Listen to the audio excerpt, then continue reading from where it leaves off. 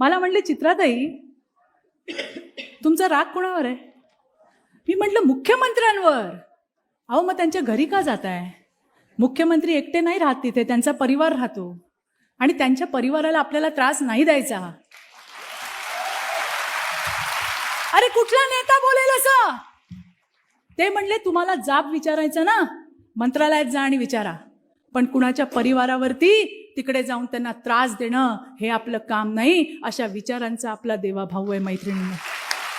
आणि म्हणून मी नेहमी सांगते, अरे आमच्या देवाभाऊवर टीका करणं सोपं आहे, एकदा देवाभाऊ होऊन दाखवा, मग आम्ही तुम्हाला सांगू.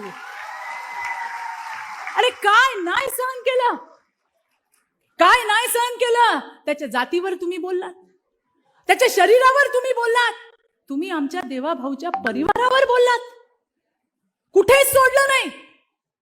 पण देवाभाऊनी आपला संयम त्या ठिकाणी अजिबात सोडला नाही. ते महाराष्ट्राच्या जनतेसाठी काम करत राहिले.